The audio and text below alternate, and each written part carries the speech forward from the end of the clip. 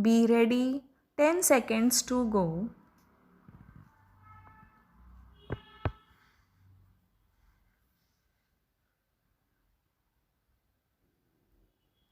Start. A further application was filed by one Mr. A.K. Arora, who is also an MLA of the Haryana Vidhan Sabha. The prayer in all the said applications was for leave to intervene in the special leave petition filed by the Speaker of the Haryana Vidhan Sabha. The same were allowed by order dated 28th February 2012. Pursuant to the said order, learned senior counsel appeared for the leader of the opposition and the other interveners and urged that the orders passed by the Speaker on 9th and 10th November 2009 were void ab initio and in excess of jurisdiction. However, in the lengthy submissions advanced by the advocate in relation to the provisions of erstwhile paragraph 3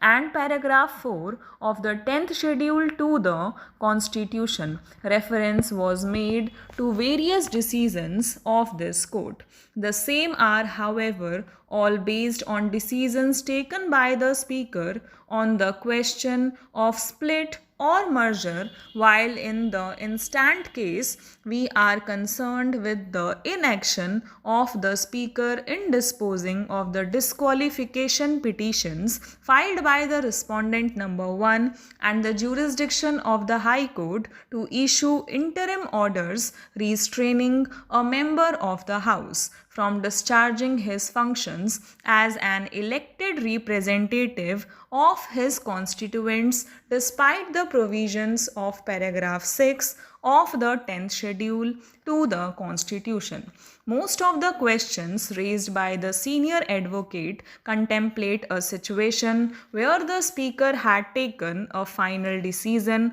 on a disqualification petition. However, in the instant case, we are really required to consider whether the High Court was competent to pass interim orders under its powers of judicial review under Articles 226 and 227 of the Constitution when the disqualification proceedings were pending before the Speaker. In fact, even in another case which has been referred to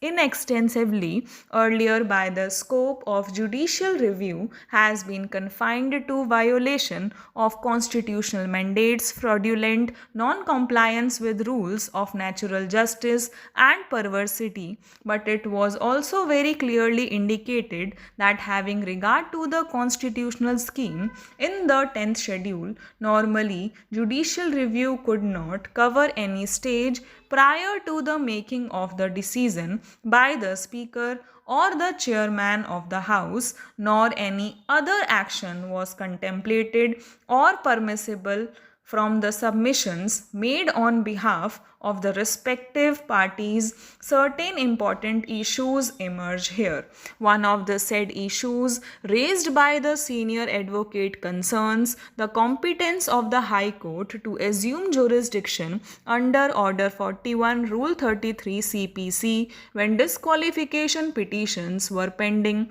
before the Speaker and were yet to be disposed of. Another important issue which arises that the submissions made on behalf of the respective parties is whether the question of disqualification on account of merger, which had been accepted by the Speaker, could have been entertained by the Speaker under paragraph 4 of the 10th schedule when such powers were vested exclusively in the Speaker under paragraph 6 thereof. Relying on the earlier decisions of this court, the learned single judge came to the conclusion that while passing an order under paragraph 4 of the 10th schedule to the Constitution, the Speaker does not act as semi-judicial authority and that such order would necessarily be subject to adjudication under paragraph 6. Accordingly, the main challenge to the impugned decision of the division bench of the Punjab and Haryana High Court is with regard to the competence of the Speaker of the Assembly to decide the question of disqualification of the members of the Haryana Janhit Congress Party on their joining the Indian National Congress Party on the basis of the letters written by the 5 members of the former legislature party. Incidentally, the learned single judge held that the issue would have to be decided by the Speaker himself while considering the disqualification petitions under paragraph 6 of the 10th schedule to the Constitution. What is important, however, is the question as to whether such a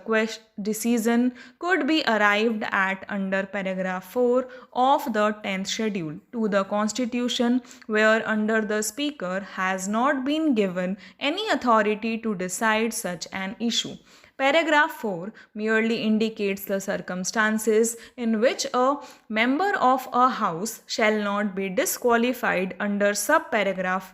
1 of paragraph 2. One of the circumstances indicated is where the original political party merges with another political party and the member claims that he and any other member of his original political party have become members of such other political party, or as the case may be of a new political party formed by such merger, as stressed by the learned Solicitor General for the purpose of subparagraph 1, the merger of the original political party of a member of the House shall be deemed to have taken place if and only if not less than 2/3 of the members of the legislature party concerned agreed to such merger. Stop.